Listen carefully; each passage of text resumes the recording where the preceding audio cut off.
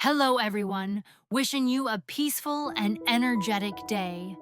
Today, we continue our emotional journey in the story Deep in the Forest, A Battle with Fate. After saving Giang from the edge of death, the old couple continues to care for her silently, every second filled with worry and hope. This isn't just a tale of survival. It's a beautiful portrait of human compassion glowing in the cold silence of the deep forest. If you love heartfelt and quiet yet powerful stories like this, don't forget to hit subscribe so you won't miss the next chapter. Now, let's step into the forest night, where the faint glow of human kindness never truly fades. The story begins on a misty morning. A small wooden house nestled deep within the forest was shrouded in thick fog, dreamy and ghost-like. The old man picked up a woven basket, his steps heavy and slow, but in his eyes burned a steadfast flame. He set off alone into the forest, determined to find the medicinal herbs that might save the life of the girl named Giang, someone they had only just met, but whom he and his wife already regarded as their own flesh and blood. Inside the house, the old woman kindled the fire. The scent of plain rice porridge rose gently into a damp air, but in her heart raged a silent storm. Giang still lay there, unconscious, her skin pale like wax, her lips cracked and dry, unable to swallow even a spoonful of porridge. "Please, child, just try a little," she whispered, voice thick with emotion, eyes never leaving the girl's motionless face. But Giang gave no response, like a withered leaf slowly sinking into the night. The woman tried to remain calm. She swept the yard, dry leaves rustling beneath her feet. All the while, she kept glancing toward the edge of the forest, where her husband had gone.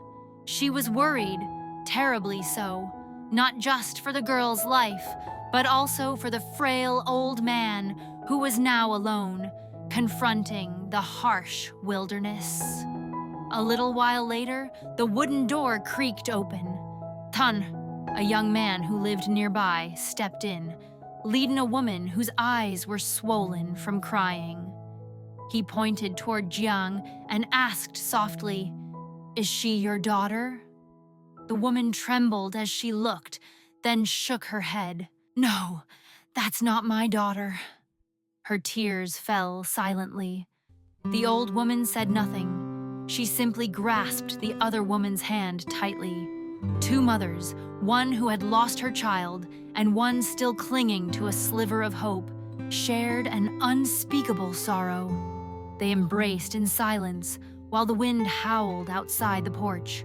A heavy quiet descended over the small wooden house. Noon passed in stillness. The old woman quietly cooked rice, but only a cold bowl sat on the table, untouched. She couldn't eat.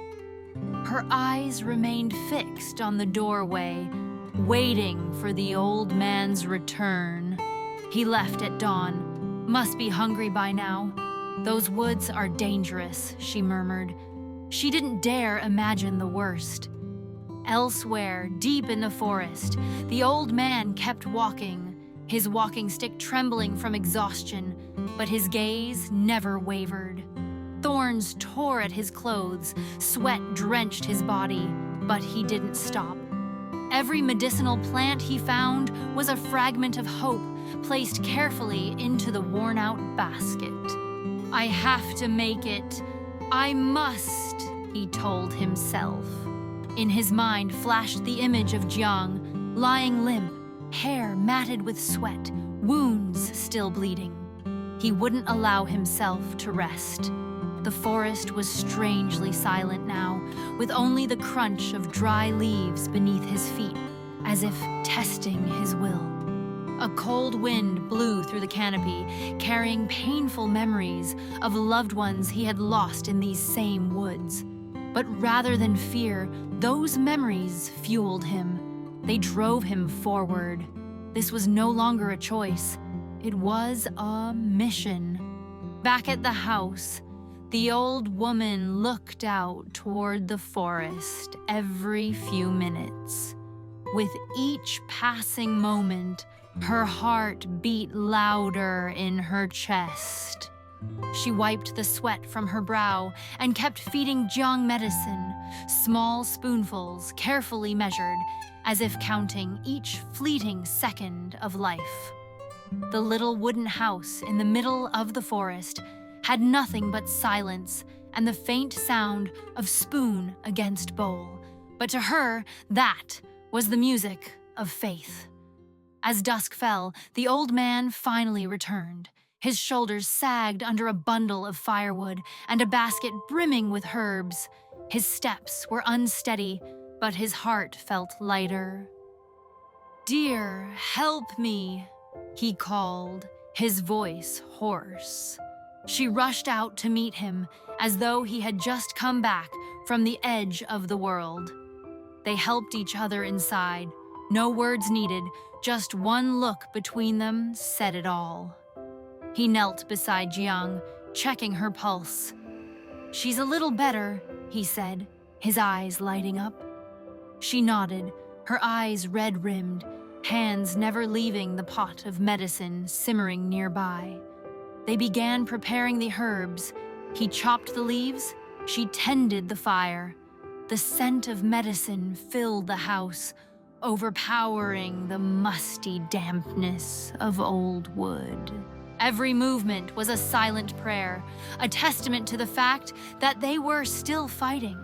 They didn't know who Giang was or where she came from, but that didn't matter. What mattered was this: a life was in their hands, and that was reason enough not to give up. As darkness slowly swallowed the deep forest, the small wooden house nestled among the hills still glowed faintly with the dim light of an oil lamp. Flickering flames cast the old man's shadow on the wooden wall as he stepped inside. His shoulders hunched under the weight of a basket full of herbs, still clinging with leaves and forest dust. Weariness showed in every step, yet his eyes remained lit with unwavering determination. Without a moment's rest, he set the basket down and murmured, "We have to start right away. No more time to lose." The old woman had already prepared clean water, a stone mortar, and a large tray. They didn't need to speak to know what to do. Each movement came from instinct, from a wordless devotion. The old man sat down and took a small knife, beginning to chop the first leaves. Though his hands trembled after a long day battling the forest, he tried to keep each slice steady and clean. On his sleeves, fresh tears from thorny branches stained with dirt and dried blood still showed. Every cut marked a memory from the journey he had just endured. Climbing ridges, wading through streams, groping through the jungle, recognizing medicinal roots that most eyes would miss. Beside him, the old woman worked just as steadily, picking through the herbs to discard the damaged ones before grinding the rest in an old stone mortar. The rhythmic thump-thump of the pestle blended with the crackle of burning wood in the stove. The old man sat beside it, stirring occasionally to keep the fire even. Through the haze of steam, they looked at each other, two old faces lined with fatigue and resolve, reflecting in a light of the oil lamp. The medicine was done. She carefully ladled it into a bowl and carried it to the bed where Giang still lay, motionless. Her face was pale, but her breathing no longer hitched like before.